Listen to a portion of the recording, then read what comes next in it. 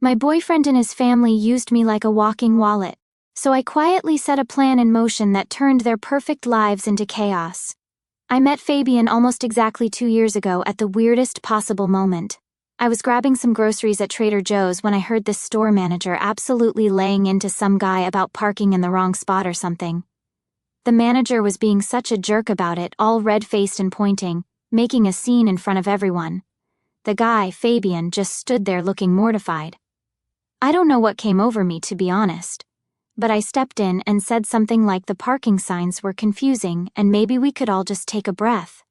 The manager glared at me but backed off. Fabian looked so relieved, and as we both checked out, he asked if he could buy me coffee as a thank you. We clicked immediately. He was charming, tall with this crooked smile that did things to my heart. He listened when I talked, or at least seemed to, remembered little details, and texted me good morning every single day. By our third date, I was already falling hard. My parents, especially my dad, were always super supportive of me. They'd helped me get an apartment after college while I was finding myself career-wise. Dad also helped with my car payments and some other bills. I always felt a little guilty about it, but they insisted they wanted to help while I got on my feet. Fabian moved in with me about 8 months into our relationship. It seemed fast, but his roommate situation had fallen apart, and it just made sense. My parents were cautiously optimistic. Mom liked him right away. Dad took longer to warm up, but eventually he seemed to accept Fabian. They even played golf together a few times, which was Dad's ultimate seal of approval. Everything seemed perfect until it wasn't. About 6 months ago, Fabian's parents started coming around more often. They lived about an hour away and would drop by for dinner or Sunday brunch. His mom, Lydia, was always complimenting my apartment or my cooking or whatever. His dad, Arthur, was quieter but polite enough. They were fine, I guess, but something about them always felt off, like they were performing rather than just being themselves. During one of these visits, Lydia got teary-eyed looking around my living room and said something like, "You have such a warm atmosphere here, it's been so long since we felt like a family." Arthur nodded along, adding that their Fabian is just golden and they hope we stay together a long time. It felt weirdly intense, but I smiled and thanked them. Looking back, there were signs I missed. The way he'd text his parents right after we got anything new for the apartment. How he never seemed to be actively looking for better work opportunities despite constantly talking about his big plans. I started noticing patterns whenever we were around my parents, and the topic of money or careers came up. Fabian would go quiet or change the subject. If my dad mentioned his business, Fabian would suddenly become super interested, asking detailed questions. When we were alone later, he'd make these little digs about my dad being old money or set in his ways. One night when we were scrolling through Instagram together, he saw a photo of his ex and muttered something about how she had the looks but not the stability. When I asked what he meant, he just kissed my forehead and said I was the whole package. I remember feeling weird about it. I started paying more attention. I noticed he'd be on his phone a lot, smiling at texts, but would put it face down if I walked near. Once I glimpsed him messaging someone about how things were looking up financially. When I asked, he said it was just his buddy talking about a new job. I wanted to believe him. 3 times. 3 times I overheard snippets of phone conversations with his mom where he said things like, "It's comfortable," or "I'm just holding on for now." Each time he'd see me and immediately switch topics, talking loudly about weekend plans or what to have for dinner. After the 3rd time, I started recording random conversations when he was on the phone. I know that sounds crazy invasive, but something felt so off and I needed to know if I was being paranoid or if my instincts were right. Mostly, I caught nothing. Just normal conversations about sports or plans with friends. Then came that dinner at his parents' house. They invited us over for this fancy meal. Steaks, salads, wine, the works. Lydia kept touching my arm and telling me how happy they were that Fabian had found someone so supportive. Arthur asked questions about my dad's business, which felt weird since they'd met several times already. After dinner, I offered to cut the pie Lydia had baked. I went to the kitchen, leaving my phone on the dining room table, but before I left, I started the voice memo recording. I just needed to know. The kitchen and dining room were separated by a half wall, so I could hear them, but they couldn't see me. I stood there slicing the pie when I heard Fabian laugh. That same laugh he does when he's trying to impress someone. His voice got lower, but I could still hear every word. She's convenient. Her dad's money keeps me comfortable while I figure things out. My hands froze on the knife. I might have stopped breathing for a second. He went on. I'll stick around long enough to squeeze what I can out of her. Then I'll find someone worth showing off. I heard Arthur snort like he was amused. Then Lydia's voice, quieter but clear. Just don't get her pregnant. Fabian again. God, no. Can you imagine being tied to her family forever? Her dad is an arrogant old goat. If it wasn't for the money, I wouldn't even say hello to him. I stood there holding the knife, my whole body just burning. I wanted to scream or throw something or walk out and never come back. But instead, I just kept cutting the pie slice by slice, perfect triangles. I don't even remember thinking about it. I just did it. I walked back into the dining room, plates in hand, and smiled. I set the pie down, served each of them a slice, and sat in my chair. Fabian put his arm around me and kissed my cheek. I didn't flinch. I just smiled and asked Lydia about her garden. The rest of the evening is a blur. I remember laughing at their jokes, helping clean up, and kissing Fabian in the car on the way home. I remember grabbing my phone from the table before we left. I remember opening the door to our apartment, the apartment my parents were paying for, and watching him kick off his shoes and flop on the couch like everything was normal. Because for him, it was. I didn't confront him that night, or the next day, or the day after that. I just watched him. Watched how he'd check my dad's social media accounts when he thought I wasn't looking. Noticed how he'd suggest we visit my parents when our fridge was getting empty. Saw how he'd mention his student loans when my dad was around. A week passed. I barely slept. I kept replaying the recording thinking maybe I'd misheard or misunderstood. But no, his words were crystal clear. She's convenient. Her dad's money keeps me comfortable. I'll find someone worth showing off. I stopped eating much, stopped talking unless I needed to. I'd lock myself in the bathroom and just sit on the floor trying to figure out what to do. Fabian noticed something was off, but seemed annoyed rather than concerned. He kept asking if I was on my period or just being dramatic. It was Mom who finally broke through. She stopped by unexpectedly one afternoon when Fabian was out with friends, took one look at me, and sat me down at the kitchen table. "What's going on with you and Fabian? Is he behaving normally?" she asked, her eyes searching mine. I wasn't crying. I was past crying. I just felt empty. "Do you want to hear it?" I asked. "Yes," she said. "Of course. Just don't interrupt, okay?" I pulled out my phone, opened the voice memo app, and hit play. We sat in silence as Fabian's voice filled the kitchen. "She's convenient. Her dad's money keeps me comfortable." Mom's face went completely still. By the time the recording reached arrogant old goat, she was trembling. When it ended, she didn't speak for what felt like forever. Then she stood up, walked to the hallway, and grabbed her coat. "Don't let him come back here tonight," she said. "Where are you going?" I asked. "To your father. Wait here." I sat alone in the kitchen after she left, and my phone buzzed with a text from Fabian, "Grabbing drinks with the guys. Be back late, don't wait up." I didn't respond. Instead, I opened my laptop and started making a list. Oh my God.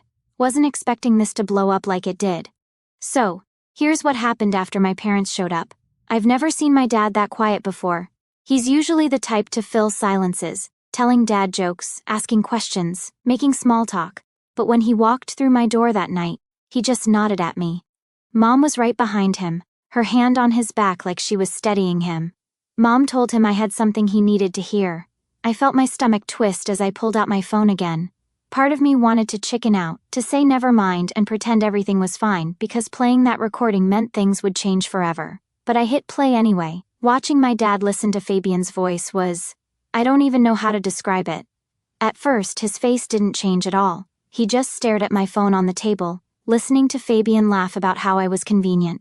When Fabian called him an arrogant old goat, I saw something flicker in his eyes. Dad didn't explode like I thought he might. He just sat there for a long moment after the recording ended. Then he reached across the table and took my hand. He asked if I was okay. Not what I was going to do, or how this happened, but if I was okay.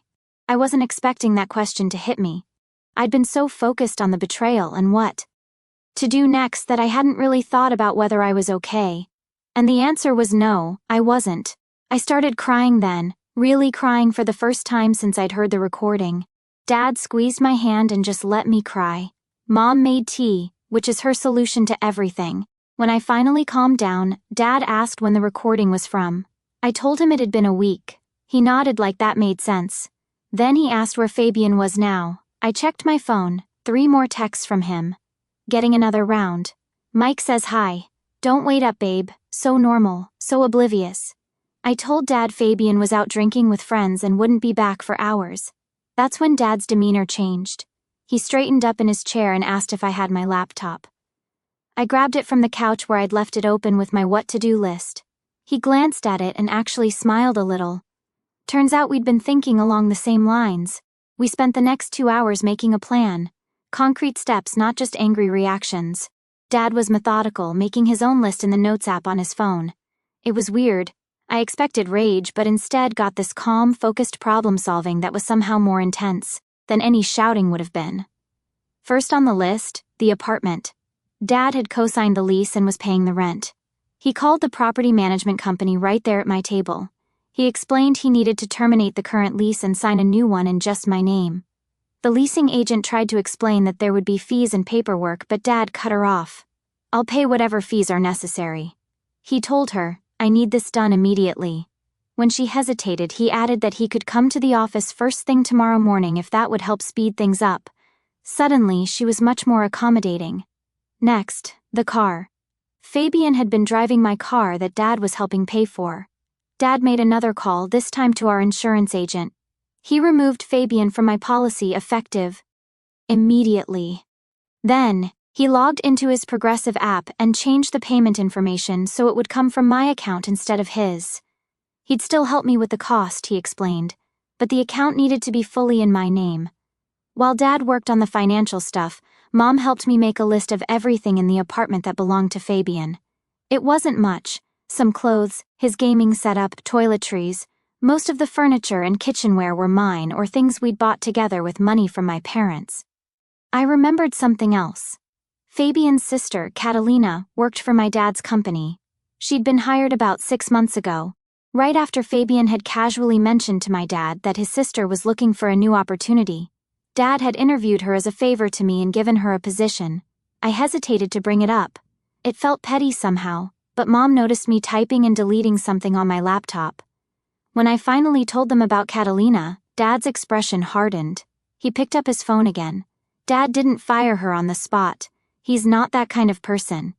But he did send an email to HR asking them to review Catalina's position as part of an upcoming restructuring. He made it clear that while she shouldn't be fired without cause, her position should be considered non-essential if cuts needed to be made. It sounds cold when I write it out like that, but to be honest, Catalina had been riding on her connection to me and Dad.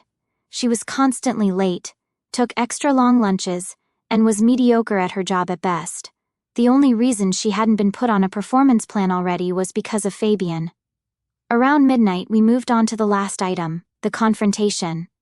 Dad wanted to call Fabian's parents right then, but Mom suggested we wait until morning. I agreed. I was exhausted and we all needed to be clear-headed for that conversation. Dad reluctantly agreed, but insisted on staying the night. Mom went home to get them overnight bags while Dad helped me change the locks. Thankfully, our building has those electronic keypad locks, so all we had to do was reset the code through the apartment's app. I felt a weight lift as we deleted Fabian's access. I slept on the couch that night, giving my parents the bedroom. I didn't want to sleep in the bed Fabian and I had shared. Around 3 a.m., my phone started blowing up with texts. Door code isn't working. Eleanor, what the fuck, are you serious right now? Let me in, it's freezing. Eleanor, answer your phone. I put my phone on silent and turned it face down on the coffee table. For the first time in a week, I slept deeply. In the morning, Dad made pancakes like it was just another Saturday. We ate at the kitchen table, checking our phones and making small talk about the weather. It felt surreal, like we were play-acting at normality. Fabian had finally stopped texting around 5 a.m. My guess was he crashed at a friend's place. Around 10, Dad said it was time to call Fabian's parents. I felt my stomach clench again. Mom squeezed my shoulder and reminded me that I hadn't done anything wrong. I wasn't the one who needed to feel ashamed. Dad set up his phone for a FaceTime call. After 3 rings, Lydia's face appeared on screen. She looked confused at first, then forced a bright smile when she recognized us. I could see Arthur in the background reading a newspaper. Lydia's hello was cheerful until she saw our expressions. She called Arthur over, her smile faltering. He joined her on screen, frowning slightly. Dad didn't waste time with pleasantries. He simply asked if they wanted to hear something interesting, then played the recording. Watching their faces change as they listened to their own voices was something else. Lydia's hand flew to her mouth. Arthur's frown deepened. Neither of them looked surprised by what Fabian was saying, only that they had been caught saying it. When the recording ended, Lydia immediately started making excuses. It was just talk, she insisted. Fabian didn't mean any of it, they were just joking around. Arthur tried to look stern and disappointed, like he was also hearing this for the first time. Dad let them ramble for about 30 seconds before he cut them off. He laid out exactly what was happening. Fabian was being removed from the apartment lease. His access to my car was revoked. All financial support was ending immediately. Catalina's position at the company was under review. Lydia's face crumpled. She turned to me all teary-eyed, begging me to reconsider. Didn't I know how much Fabian loved me? Weren't we planning a future together? Everyone says things they don't mean sometimes. I just stared back at her. The woman who had smiled to my face while laughing behind my back. Who had told her son not to get me pregnant because it would tie him to my family. Who had sat at my table and eaten my food while thinking I wasn't good enough for her son. Mom leaned into the frame. Then she told Lydia to close her mouth. No one was smiling now, she said. Goodbye. Dad ended the call before they could respond. The three of us sat in silence for a moment. Then Dad's phone buzzed with a text from Fabian. Where was I? Why couldn't he get into the apartment? What the hell was going on? Dad typed out a response, showed it to me for approval, then sent it. Eleanor knows everything. Your things will be packed and left with the building manager. Don't contact her again. We spent the next few hours packing up Fabian's stuff. It was strange handling his things, knowing what I knew now. His favorite hoodie that I used to sleep in when he was away. The coffee mug I bought him for Christmas. The framed photo of us from last summer's beach trip. All of it felt contaminated somehow. Mom and I had just finished taping up the last box when we heard shouting from outside. I looked out my second-floor window to see Fabian on the front steps of the building, buzzing my apartment over and over. He looked like hell. Rumpled clothes, messy hair, red-faced with anger or alcohol or both. Dad went to the window and looked down. When Fabian spotted him, he started yelling louder. What right did Dad have to lock him out? This was his home, too. Dad just shook his head and closed the blinds. The buzzing continued for almost 20 minutes. Then it stopped. I peered through the blinds and saw Fabian sitting on the steps, head in his hands. Part of me, a small stupid part, felt bad for him. But then I remembered, she's convenient. Her dad's money keeps me comfortable. I'll find someone worth showing off. Around 4 p.m., Dad loaded Fabian's boxes into his car and took them to the building manager's office as we'd arranged. Mom and I stayed in the apartment, jumping at every noise. We ordered pizza for dinner but barely ate. The reality of what was happening had finally hit me. 2 years of my life had been a lie. Just after 8, the buzzer rang again. I checked the security camera feed on my phone. Fabian was back, looking even worse than before. This time I decided to answer the intercom. His voice was slurred as he begged me to let him up. We needed to talk, he insisted. There had been a misunderstanding. I didn't respond right away, and he got angrier.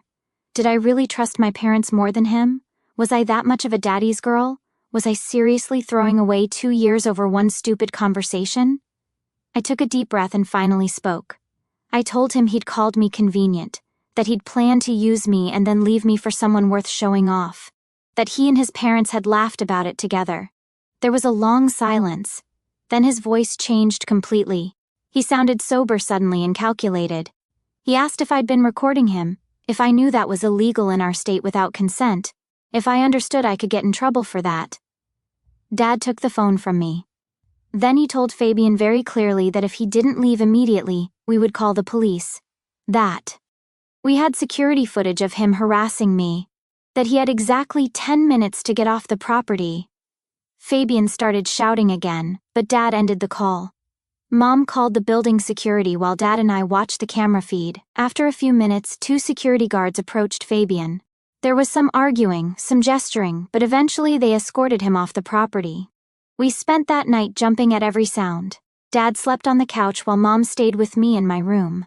I kept checking the security feed, half expecting to see Fabian trying to break in, but the night passed quietly. In the morning, we finalized the new lease at the property management office. My bank accounts were secured. I changed all my passwords and removed Fabian from my Netflix, Spotify, and Amazon accounts. It was like erasing him from my digital life, one login at a time. The property manager confirmed that Fabian had picked up his boxes.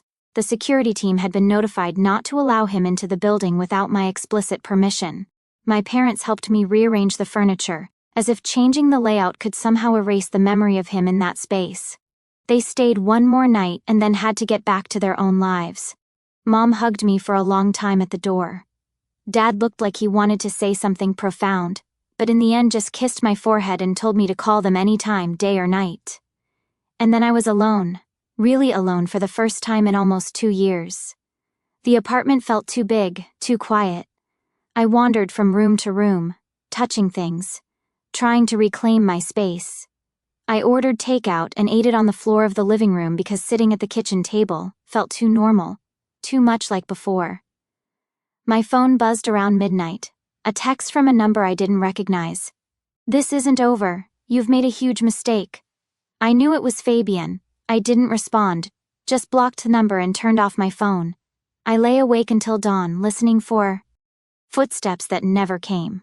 Okay, so it's been exactly 2 weeks since everything blew up. And honestly, I'm exhausted. The constant texts from unknown numbers, the voicemails, the Instagram messages from fake accounts. It's like dealing with a ghost that refuses to leave. I woke up this morning to 17 missed calls from different numbers between 2 a.m. and 6 a.m. I've blocked so many numbers at this point that my block list is longer than my contact list. Fabian clearly keeps using those temporary number apps or borrowing phones from friends. At first, I listened to the voicemails thinking maybe he'd apologize in a way that felt genuine, but they just kept getting worse. The first few were what you'd expect. He was sorry, he didn't mean it, he was just trying to impress his parents, blah blah blah. Then they started getting angry. How could I do this to him? Did I know how much this was hurting him? By day 4 they turned manipulative. "Remember that time I took care of you when you had the flu? Remember our trip to the beach?" Now they bounce between threatening and pathetically sad. "Yesterday's gem, I've ruined his life. His sister lost her job because of me. His parents are disappointed in him. And he's practically homeless." Then not 20 minutes later, "He misses me so much. He can't sleep, he just wants to talk." What's weirder is that I still catch myself almost responding. Like my thumb hovers over the keyboard and I have to physically put my phone down. 2 years is a long time, you know. There are moments when I miss the person I thought he was before I knew the truth. But then I play the recording again. "Her dad's money keeps me comfortable. I'll find someone worth showing off. Just don't get her pregnant." My friend Julia came over yesterday. She's been checking on me every couple days, which I appreciate more than I can say. We were scrolling through TikTok on my couch when my phone buzzed with a text from another unknown number. I ignored it. But she asked what was going on. I hadn't told any of our mutual friends the full story yet. I just said Fabian and I broke up and it was messy. But sitting there with Julia, I decided to just show her the recording. I watched her face change as she listened. Confusion, then shock, then this cold anger I'd never seen on her before. When it finished, she was quiet for a long time. Then she told me something that made my stomach drop. Fabian had texted her 3 days ago asking if she'd seen me, saying he was worried because I was acting unstable, and had made up some crazy story about him. She'd been vague in her response because she wasn't sure what was happening, but now she understood. She pulled out her phone and showed me the thread. It was worse than I thought. He told her I was having some kind of breakdown, that my parents were enabling it, and that he was desperate to help me but couldn't reach me. He even suggested maybe they should stage some kind of intervention. I felt physically ill reading it. He was trying to gaslight my friends to make me sound crazy. Julia immediately started texting other people in our circle to warn them. While she was doing that, I checked my email and found messages from him there too, dating back several days. I'd been so focused on blocking him on my phone that I hadn't thought to check my email. Some of the emails had attachments, photos of us together, screenshots of old loving texts I'd sent him. Even a video from last Christmas where I'm opening the necklace he got me and looking so happy. It felt like emotional blackmail, like he was saying, "Look how good we were together. Look what you're throwing away." That night after Julia left, I had trouble sleeping. Every noise made me jump. I kept checking that my door was locked. Around 2 a.m. I started scrolling through old texts between us, looking for signs I'd missed. How had I been so blind? The next morning I woke up to knocking, not on my apartment door but on my neighbor's. I peeked through my peephole and saw Fabian standing there looking surprisingly put together in a button-down shirt I'd bought him for his birthday. He was holding coffee and a bag from that bakery I love. My neighbor Orlando opened his door looking confused. I couldn't hear everything, but Fabian was saying something about surprising me, but he'd forgotten his key. Thankfully, Orlando is suspicious by nature. He asked why Fabian didn't just call me. I heard Fabian stammer something about wanting it to be a surprise. Orlando said he'd check with me first and closed his door. A minute later, my phone buzzed with a text from Orlando asking if he should let some guy named Fabian in. I texted back a quick absolutely not with a brief explanation that we'd broken up and he wasn't welcome. Orlando replied with a thumbs up. I watched through the peephole as Orlando went back out and firmly told Fabian I didn't want to see him. Fabian's face changed. That fake pleasant smile dropped instantly. He tried to argue, his voice getting louder. Orlando, who's like 6'4" and works out religiously, just crossed his arms and stared down at Fabian until he finally gave up and left. I texted Orlando a thank you with about 15 exclamation points. He responded that Fabian gave him bad vibes and to let him know if I needed anything. Note to self, bake Orlando some cookies as a proper thank you. That afternoon I was on a Zoom call for work when my buzzer rang. The building has a camera system, so I checked the feed on my phone. It was Lydia, Fabian's mom, standing there with what looked like a gift basket. I ignored it. 5 minutes later, it rang again and again and again. Eventually, I pressed the talk button and asked what she wanted. She sounded sickeningly sweet as she said she just wanted to talk woman to woman, that there had been a terrible misunderstanding, that Fabian was devastated. Couldn't I give him a chance to explain? I told her that I'd heard everything I needed to hear on that recording. She immediately switched tactics, her voice hardening as she asked if I understood that recording people without consent was illegal in our state, that they could press charges if they wanted to. I almost laughed. I told her to go ahead and try. The recording was made in their house during a dinner they had invited me to. I hadn't shared it publicly or used it for blackmail. I'd simply played it for my parents and a couple close friends to explain why I was ending the relationship. Then I hung up and watched through the security feed as she stood there for another 10 minutes before finally leaving the gift basket by the door and walking away. The building manager texted me later to say they'd removed an abandoned package from my doorway. I thanked them and asked them to throw it away. That evening, my dad called to check in. He tries to sound casual, but I can tell he's worried. He mentioned that Fabian had shown up at his office that day, asking to speak with him. Security had escorted him out, but not before he made a scene in the lobby, shouting that my dad had ruined his life and turned me against him. I felt terrible.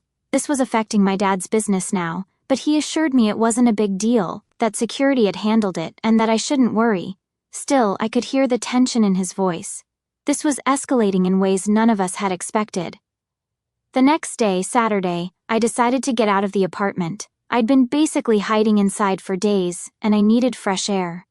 I went to this little coffee shop about 3 blocks away, found a corner table, and just sat with my book, trying to feel normal for an hour. I was halfway through my latte when I got that feeling. You know, the one where you just know someone's watching you. I looked up and saw Catalina, Fabian's sister, standing by the counter staring at me. Our eyes met, and for a second I thought she might come over and make a scene.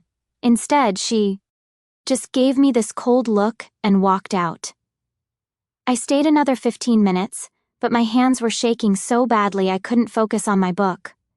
When I finally left, I took a different route home, constantly looking over my shoulder. It felt ridiculous, like I was the wrong party here, but I still felt like I was the one who had to hide. When I got back to my apartment, my mom was waiting in the lobby. She'd brought groceries and dinner, saying she just wanted to check on me in person. We spent the evening watching Netflix and not talking about Fabian, which was exactly what I needed. She stayed over, sleeping on the couch. Around midnight, my phone started blowing up again. More unknown numbers, more texts varying between apologetic and angry. I silenced it and tried to sleep. In the morning, Mom and I were having coffee when someone started pounding on my door. Not knocking, pounding like they were trying to break it down. I checked the peephole and saw Fabian looking disheveled and angry. He was shouting my name, demanding I open the door, saying he knew I was in there. My mom immediately called building security while I stood frozen, watching him through the peephole. He started kicking the door, each thud making me jump. I found my voice and told him to leave, that security was on the way. He laughed, actually laughed, and said he just wanted to talk, that if I just listened to him for 5 minutes he could explain everything. I asked what there was to explain.